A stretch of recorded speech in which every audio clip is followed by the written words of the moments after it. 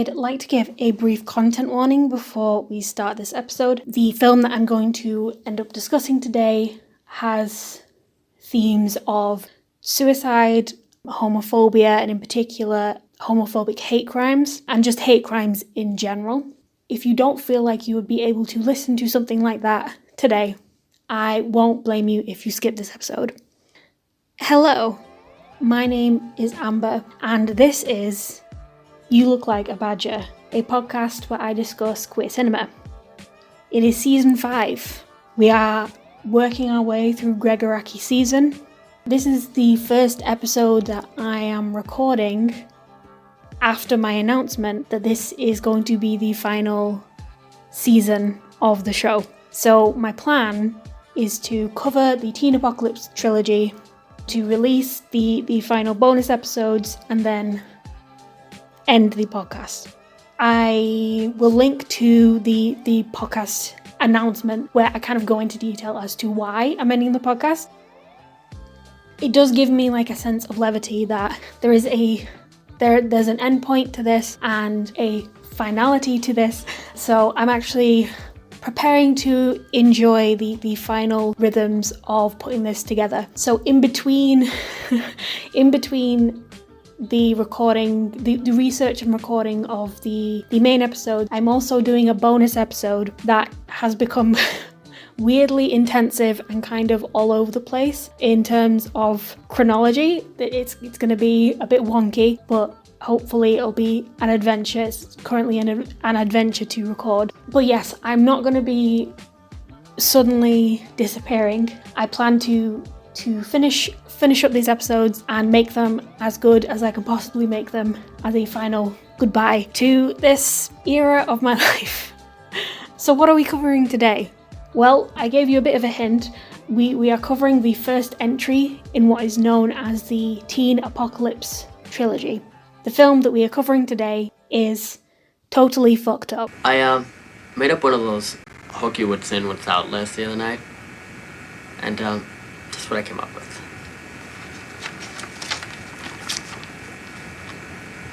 What's in? Bigotry, sexism, Jesus, homophobia, stupidity, violence, spiritual bullshit, making money. What's out?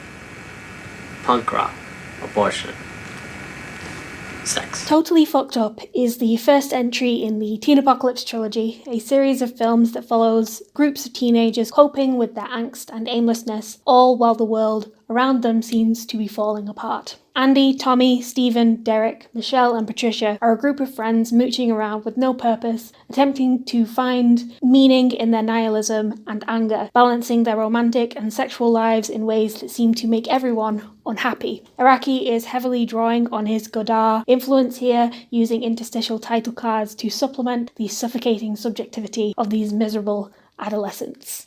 This film has an 100% critic score on Rotten Tomatoes and a 62% audience score, and it currently sits at a 3.8 on Letterboxd. I'm going to go straight into the reviews, because there aren't as many this time. As I've said in previous episodes, I've kind of moved away from the silly, memeable one-liner Letterboxd reviews, mainly because I find them a bit tedious and a bit samey. I'm trying to look at the most popular reviews where I will have something to actually say about them. So this first review is from Willow McClay, who says, "I love this ragged movie. It has ingenuity and spirit and a will to exist despite all the circumstances surrounding queer life in the early 90s. The shithead film student who goes Godard and finds the disintegration of classical form relevant to queer languages is an idea that is pulsating through this film, and it is always going to be my favourite version of Araki for that reason." So as this is the first entry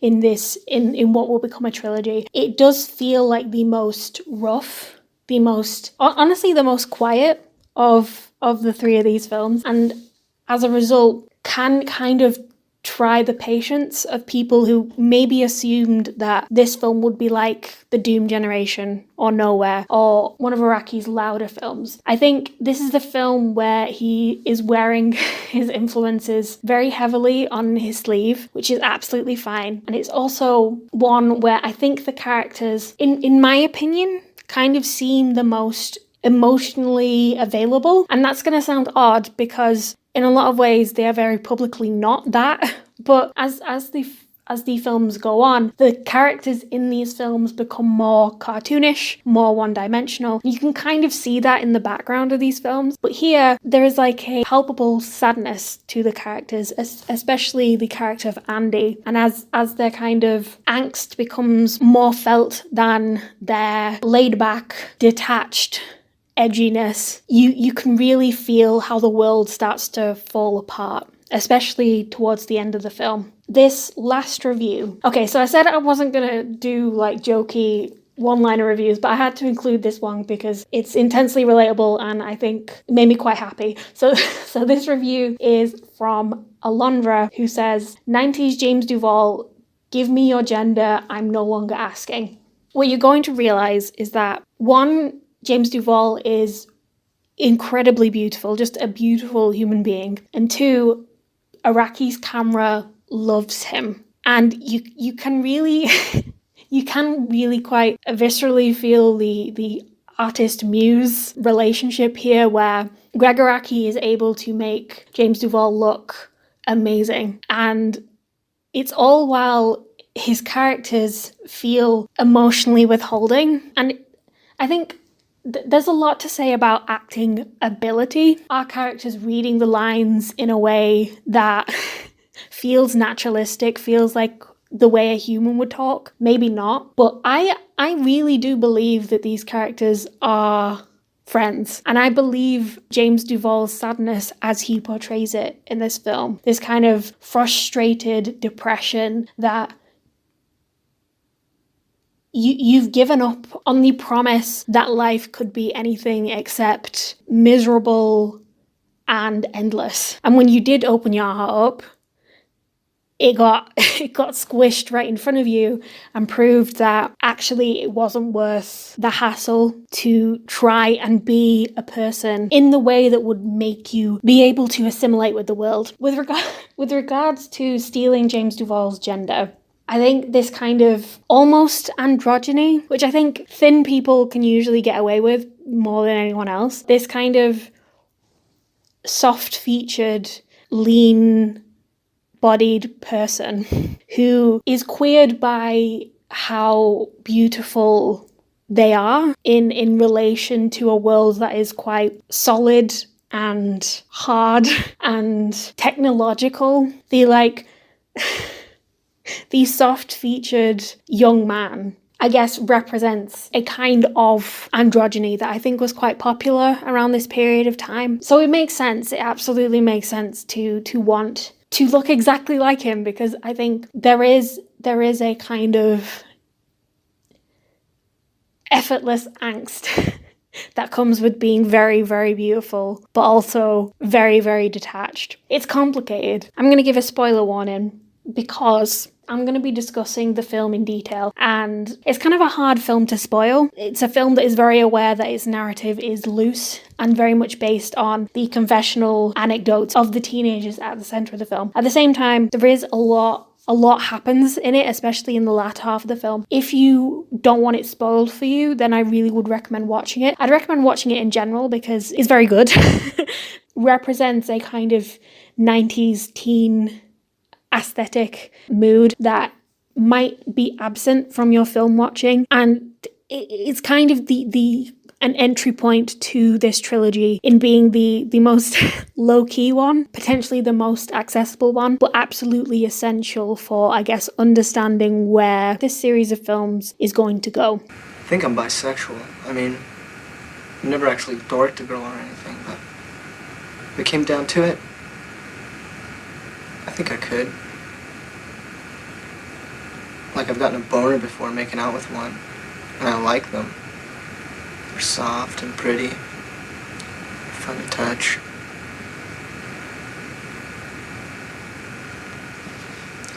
It's not like I'm afraid of them or anything. So I want to start off with everyone's favourite part of film discussions. Form. Yay! Film form!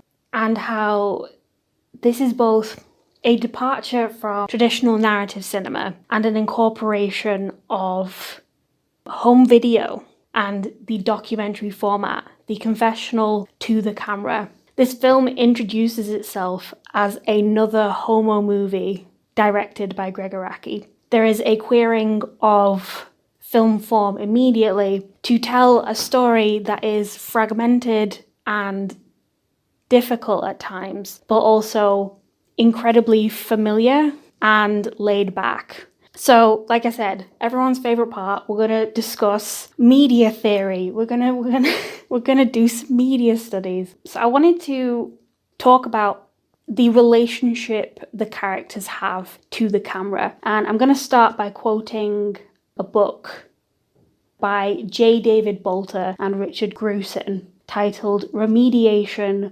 Understanding New Media, which says, as media becomes simultaneously technical analogues and social expressions of our identity, we become simultaneously both the subject and object of contemporary media.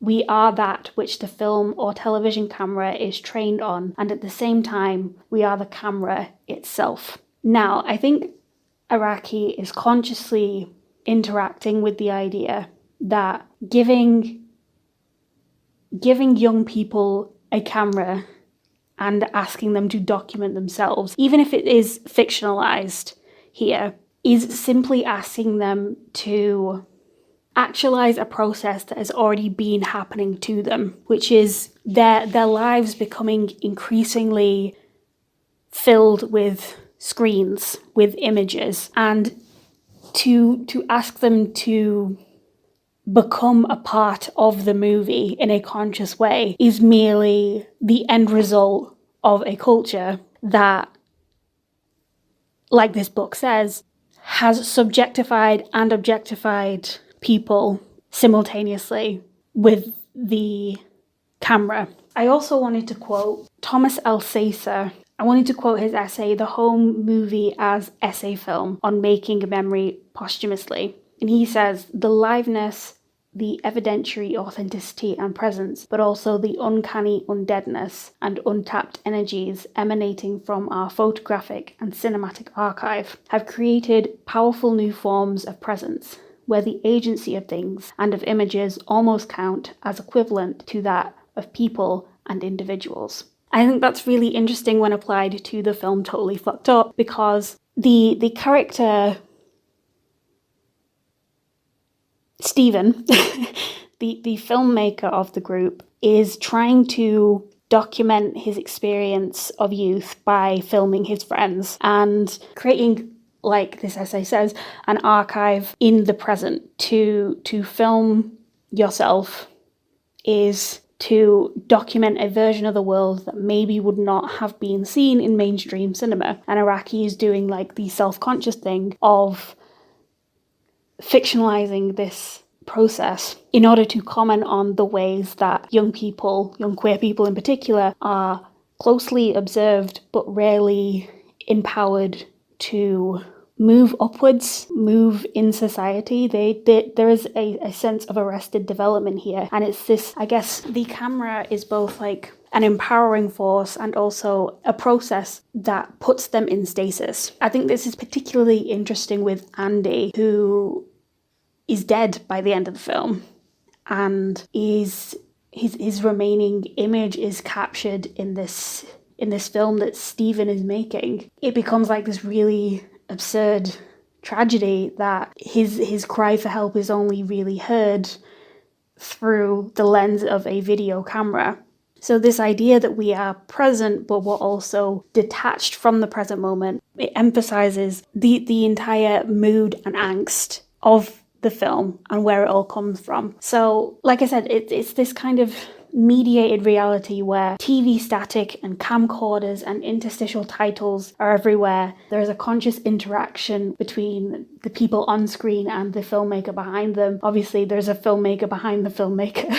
The characters can say, oh, can I start over? Can I start again with my piece? I didn't like what I was saying. They film themselves doing drugs, which is very smart. And when they're not being filmed by Stephen, they are usually stood in front of billboards or the fronts of shops or outside clubs. It's this very deliberately framed and kind of static existence that the home video camcorder is supposedly meant to free them from this existence, but it doesn't really. It mostly just captures them and encloses them further, despite the fact that their confessionals are both galvanizing and performative, in that when you're speaking out loud at any time, like right now, like what's happening right now, you are performing to an extent. So again, the confessional has this kind of fictionalized honesty that I think really does encapsulate what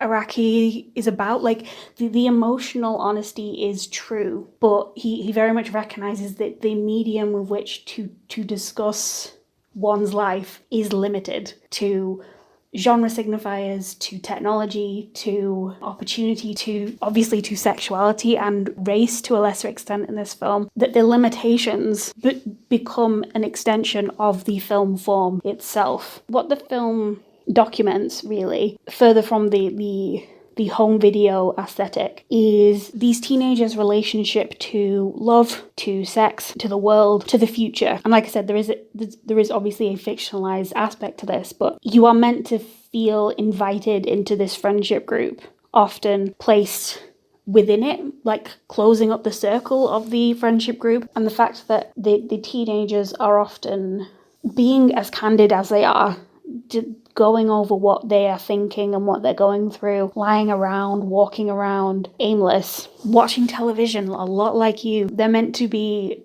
these relatable people. What we can see here is the extent that this is a queering of the hangout movie. I'll define what a hangout movie is, even though it's probably quite obvious from the label, but it's a term that unfortunately was coined by Quentin Tarantino. It basically works to define movies where the plot and camera work are less important than the characters. A hangout movie is one you watch over and over again just to spend time with the characters on screen. Further than this, Jake Orthwein did an article in Film School Rejects where he defined another characteristic of the hangout movie is there is a sense of familiarity between the audience and the characters on screen, specifically because of the downtime as opposed to the action that takes place and the spaces that exist in between the hectic events of these people's lives. Within this movie, we mostly see them, we don't see them really at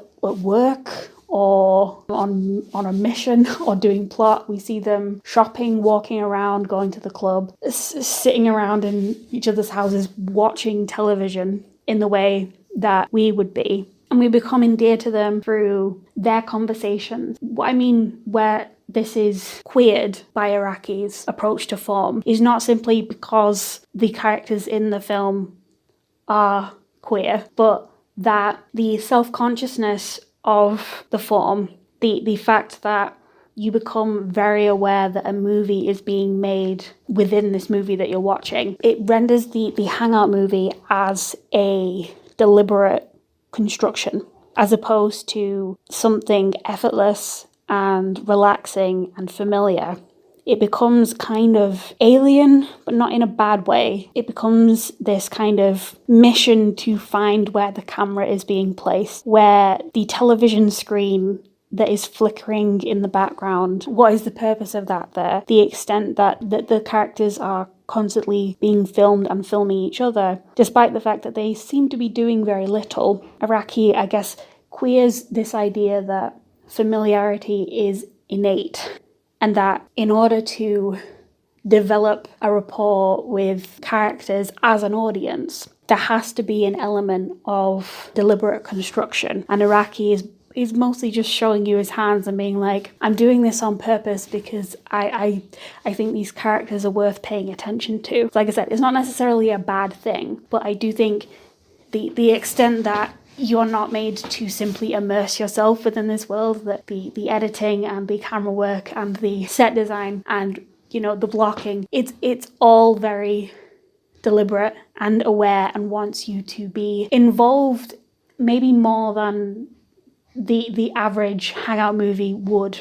This is all very interesting because Araki is not actually a teenager at this point. When he was making this film, he was in his 30s. There is this kind of discord that is often shown in the title cards that will come up in between conversations. So there's a specific conversation that the lads are having about whether certain celebrities are gay. So they talk about Tom Cruise as this generation's Rock Hudson. They talk about Mel Gibson as, I think he said, I can't remember exactly, but it's something derogatory, I think, about him being homophobic, but also the characters are talking about how hot he is. One of the characters mentions someone called Michael Spine. I think it's Michael Spine. I can't remember. But me and Araki are on the same page because there's a title card that just says Michael Spine, question mark.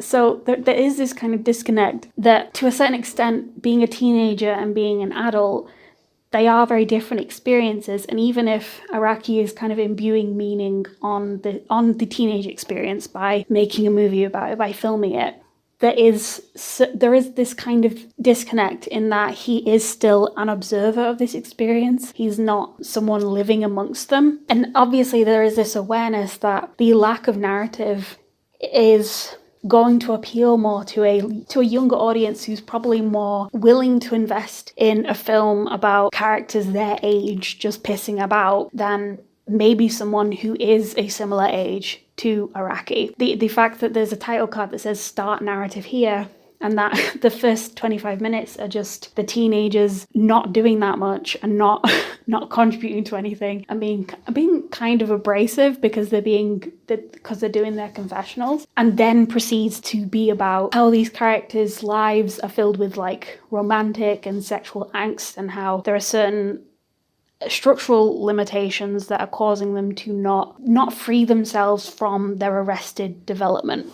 I'm going to spend the rest of this part of the podcast just discussing the different characters, because I think it is interesting the extent that they exist before the narrative starts, quote unquote, and after it. So I'll start with Andy, played by James Duval. Mopey Mardy motherfucker, someone who is very beautiful and very, very sad, filled with angst. He has a nebulous sexuality. He says he thinks he might be bisexual, but that he thinks butt fucking is totally gross. He is a character who is unsure what he wants, and as a result, tests out the waters of love and does not have a good time. And I think the extent that the film treats this emotional state as deadly serious, not without its like humor, but the extent that being a suicidal teenager who wants to find good things and keeps coming up against bad things is a hard one. And I think as a character, Andy is really interesting because he mostly speaks in nihilistic aphorisms about how the world's shit, but then what we see is that he is ready to experience a good thing, and that this is simply not something that has come to him, that he's been experiencing quite a bit of loneliness, and that friendship is good, like he loves his friends, but he does seem to feel as though he is missing out on something and trying to fill that depressive hole, and having it kind of backfire and having this be like the most devastating thing that you really do feel the weight of. That split between how he performs for the camera and how he is with Ian or any of his friends is really interesting. It's interesting that this group of friends, they exist as an antithesis to the perceived idea of gay people, which I think can read as kind of homophobic, as a flaw within these young people who are trying to establish an identity converse to, I guess, what mainstream cinema would perceive a gay group of friends to be. The fact that they make fun of gay people for talking about gay sex in public and wearing perfume whilst they're going to cool punk clubs and talking about how the world is shit and they're the cool ones. There is this kind of immediate, I guess, generational divide, but also divide in queer identity and how that reads and what it is to be cool. I think a lot of Iraqi stuff is what it means to be cool and how that kind of changes. Let's discuss some other characters. Tommy is the one who is probably the most comfortable talking about sex and having it and being proud of it. He describes it as total bliss and he's constantly hooking up. He does not seem to be very interested in a romantic relationship. He has his friends, he doesn't need that. Michelle and Patricia, they're a gay couple who spend a lot of the film trying to have a baby. There is this really disgusting party that they have for Patricia's birthday where all of their friends ejaculate into a bowl. And they use like a turkey baster to try and inseminate. It doesn't work, but it is really interesting that there is an attempt within this friendship group to move to a more mature place, to make the world better by introducing a queer family to it. The fact that they're not actually able to conceive, at least within the realm of the movie, it's interesting because I think as a metaphor for the structural barriers that gay people have when trying to access stuff like medical care, access to IVF treatment or adoption services. It's a film that very much struggles to see a future where the way things are good for gay people. Very much a film that is interested in the change that hasn't happened yet and how it has caused the youth to believe that there isn't a future at all. Let's talk about Stephen and Derek, the doomed relationship. So Stephen is making the movie that you are watching right now, and he's trying to show things the way they really are. And he is dating Derek, and despite, I guess, the attempts to be a transgressive filmmaker, Stephen is not really able to reconcile his relationship. He seems to be frustrated with the lack of sex and wants to introduce the camera to their sex lives, and Derek is very against this. There is like a permeating AIDS anxiety, not just within this couple, kind of throughout the film, and this idea that Stephen is putting in more work than Derek. Whether this is true is entirely subjective, but what is clear is that this is a monogamous relationship where there is virtually no communication, and this seems to be only really exacerbated by the introduction of a camera to the situation, which only really seems to make things worse. And it's not just Derek that takes issue with him constantly being filmed, it's all the characters. They do not want their lives pried into and become quite frustrated as the movie goes along. This idea that the film exists to document the modern queer friendship group looks like, there is an emphasis on the friendships here are always going to be more long-lasting and more intimate than any romance. And I think my favourite signifier of this is Andy, later on in the film, after Derek experiences a hate crime, Andy bringing him a red rose. And this is an entirely friendship gesture. There's no romantic implication in it, but it is just so sweet because it is a friendship group that persists in spite of homophobic and racist violence and depression and suicidality and hardships regarding the stalling of one's life. But it is also a film that is intensely aware of its own surveillance of this kind of life. And I think the most empowering decision at the end of the film is when Stephen switches off the camera and asks you, the audience, to leave them alone now because they have experienced too much pain and they want to be left alone with their friendship changed, but hopefully still intact. All I really want is to be happy for like 1 second. Be able to look around and not just see shit. Say, hey, it's a beautiful day.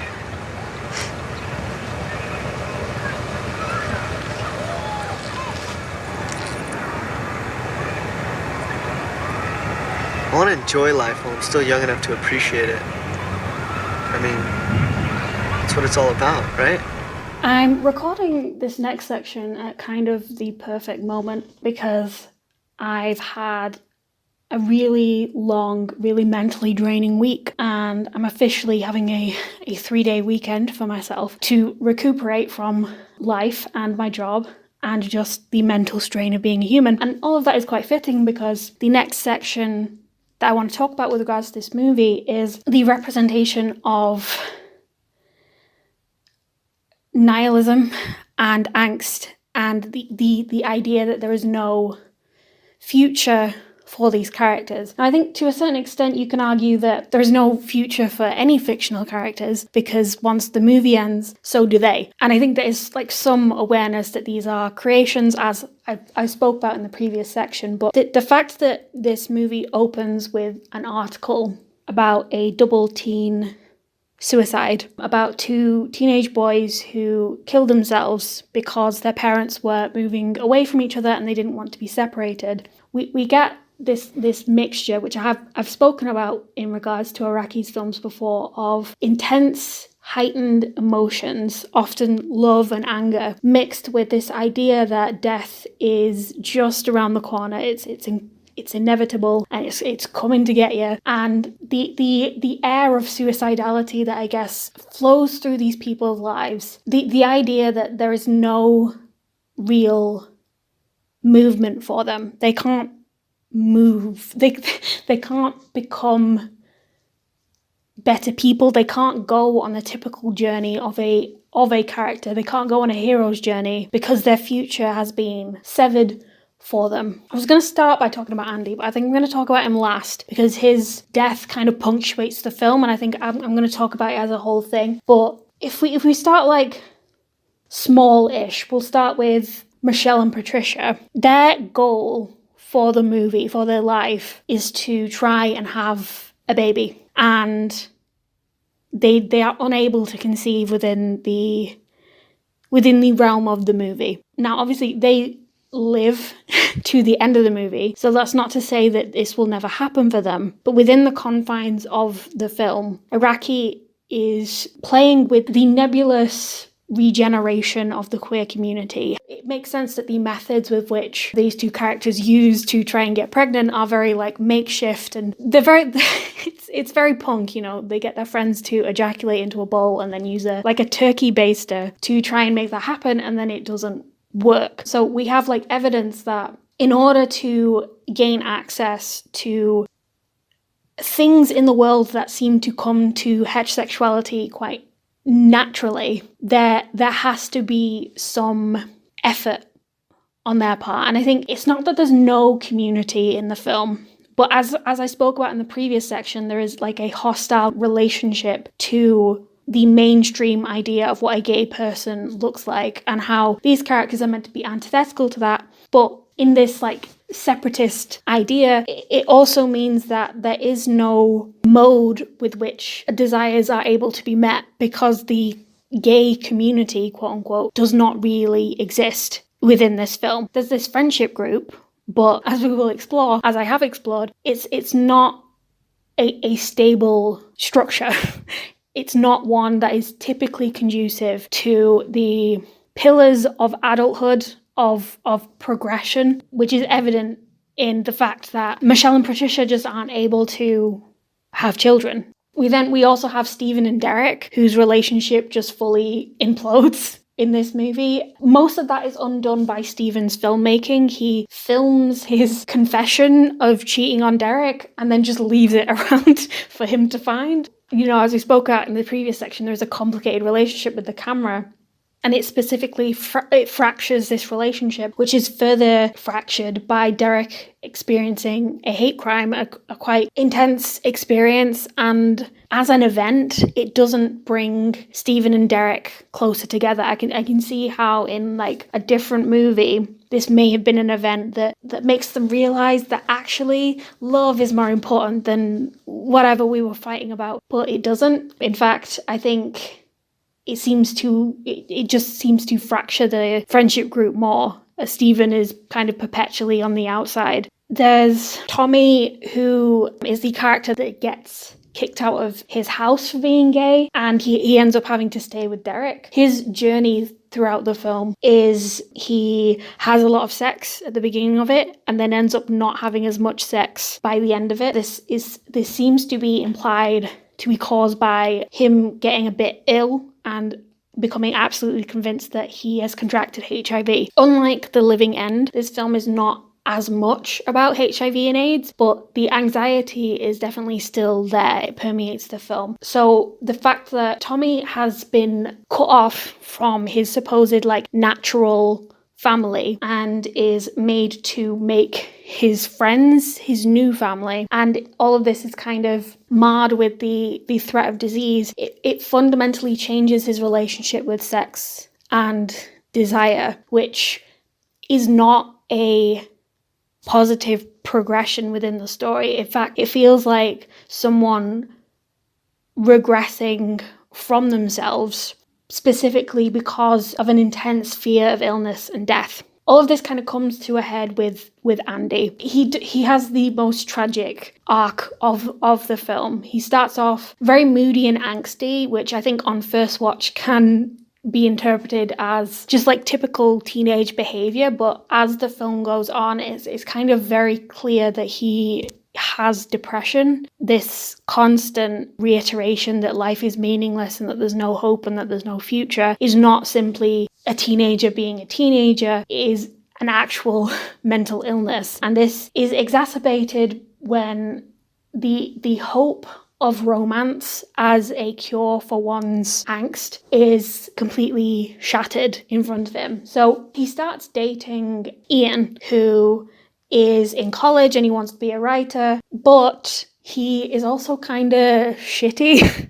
Like one of the key moments is Ian won't give money to a homeless man because he believes that he's pretending to be homeless. With this moment is obviously like a key character moment, but it is also a mirror into what Andy has the potential to be with this kind of detached attitude towards the world. It's this divergent path of Ian as a moody college student who wants to be a writer and who has convinced himself that the world is not worth putting effort into, and Andy who does give this man money and seems to be more experiencing a kind of pit of loneliness as opposed to everyone is shit and cruelty should be the default because people are shit and we shouldn't help them. It makes sense that Ian ends up ghosting Andy because he doesn't seem like a good guy, I'm gonna be honest, but he is able to promise Andy something that I guess he didn't feel as though he was capable of, which is just experiencing an intense connection to another person. Andy's probably the most vocally anti-gay sex. He seems to take issue with how gay people exist and how they fuck each other. But when it comes to his own desire, it's clear that what he's saying and how he's acting are very, very different things. And I think he actually seems to be someone who wants to hope for things. And the world has just piled on disappointment. And he has kind of put on this cloak of nihilism and angst as a shield from getting his heart broken in this way. And it becomes worse because he isn't able to talk about his feelings with his friends even when they're asking about it. And I think it's interesting that in a film that is somewhat hostile to mainstream representations of gay people and what gay people should act like, the film positions Andy going out on a one-night stand and bottoming as a form of self-harm. And it's specifically the point where the person who is fucking him, we don't see their face or anything, but they turn the light off. And that was a specific point in Andy's sex scene with Ian, that he kept the lights on, and that seemed to appeal to Andy, who, as a very head-on metaphor, wants to be seen desiring, wants to be desired, wants to be seen desiring. So this like cloistering of gay sex and this idea that being penetrated is, as an innately harmful act, a form of self-harm. It's this kind of hostility to what gayness is, and how, I guess, punk identities have murkied what it means to talk about queerness, what it means to have a friendship group that are all gay but are also kind of hostile to what being gay even is. I think it's interesting that when his friends are asking Andy to talk about his feelings, he doesn't want to talk about them. But when he's about to kill himself, he calls all of his friends because now he's ready. And the deep fucking tragedy of this moment is that all of his friends are on the phone, and they're on the phone to each other. Except for Stephen, who I think's in the shower. So the moment that he wanted to talk about his feelings is the one moment that nobody was available to, and that just happens. That the moment when you're ready to be the person that people wanted you to be, they don't have time for it. Like there was a slot ready for you to open up, and you just didn't take it, and it's not even your fault. The end of this movie is upsetting, because the place that you have to be in to take your own life is a very, I wish I could say that it was like a calming place, but it isn't. It's very manic and intense, and it's almost out of body. And I think that Andy dying face down in a pool, him like floating, it really does actualize the experience of just not wanting to be here anymore. I think what's interesting is that so much of this film is about confessions, about speaking to the camera, using your words to articulate your experience, and being as candid and honest as possible. At the same time, what the end of the film signifies to me is that language is at times inefficient at articulating the kind of pain that feels just embarrassing to experience, which is often very simply, I am lonely and I don't feel as though that feeling's ever gonna go away. And to put all that in a movie that is really quite simple at its heart. It's kind of genius, if I'm being honest. Yeah, the more I watch this, the more I feel for these characters, and that's a hard thing to do, because I think Araki is often criticized for the loudness of his work and his lack of realism. We've spoken about that over and over again. That's not really an issue for me. What he is so good at is just getting you to identify with desire and with pain, often in the same frame. Does this film look like a badger? I think it's fair to argue that there's a specific kind of 90s movie that this film is in line with. It's meandering in a way that Araki's films tend to be, but far stronger than the film that came before this one. There's a film that Araki made in the 80s called The Long Weekend Ode Despair, and it's essentially a proto version of this film where it's interrelational, and it's about a group of people in their 20s who are spending the weekend together, and they end up ruining each other's lives. And the sound on it isn't great. I can't find a version with good sound.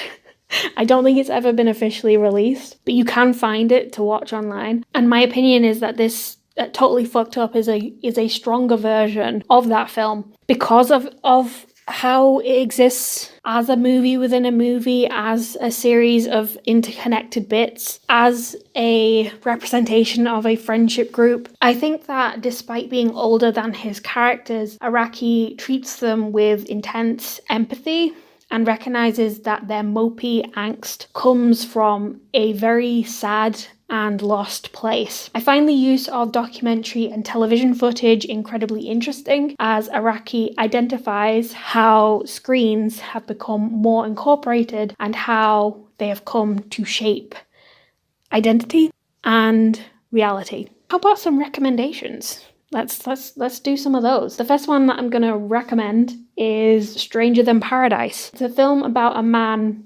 reconnecting with his Hungarian cousin, mooching about and gambling with his friends, one of whom looks exactly like him and wears the exact same hat. And all of these three, they end up going on a road trip that ends up testing their incredibly fragile bond. It's easier to watch than I thought it was going to be. I don't know why I was convinced that I wouldn't like a Jim Jarmusch film. I've liked the ones I've seen, so I don't know. But yeah, really good film. The second film I'm going to recommend is the film called Whatever. It's the sole director credit of the director Susan Skoo. It follows a teen girl as she tries to navigate sex, alcohol, and her absent mother. It focuses on her relationship with her friend Brenda, who is coping with her own tumultuous relationship with her family, and some older boys who seem like trouble. This last recommendation is called Half Cocked, and I watched this through Le Cinema Club. I really can't recommend them enough. They have an insane selection of films. They do like weekly screenings on their website. I watched this knowing nothing about it, and it was really great. It's about a group of young people who steal a van from a terrible punk band and drive around the country pretending to be a band and trying to earn money. Really one of the best representations of trying to make art, being really terrible at it, and then being kind of interpreted as avant-garde as a result of being terrible. Very funny, very relatable. Okay, that's the end. Go home now. Thank you very much for listening. I'm going to be back in October for the next main episode. I do also have an episode coming out at the end of September. It's shaping up to be kind of a big one. It's a bonus episode, probably the last bonus episode of the year. I Want Your Sex, the new Araki film, is meant to be coming out at the end of this month in the UK, I think. So I will probably be uploading a capsule review of that movie. I hope I have a lot to say about it. If you would like to stay updated, please make sure you follow me on Twitter at LikeABadgePod. Follow me on Spotify and YouTube for full episodes and teasers. If you would like to read some of my writing, you can visit ambercomewalk.com. I recently did an analysis / reappraisal of Brian Johnson's Vulgar, a film produced by Kevin Smith and about a clown who, after being attacked by a group of men, tries to take control of his life and ends up having to take revenge on the people who harmed him. It's complicated. I'll link to it, you read it. I'm also planning on writing about a film that I watched recently called Day Night, Day Night. It's directed by Julia Loktev. I'm hoping to have something written and up by the end of August. If it's there, then I will link it in the description. All of my sources are also in the description. I hope that you enjoyed this episode, and I will see you next time. Bye!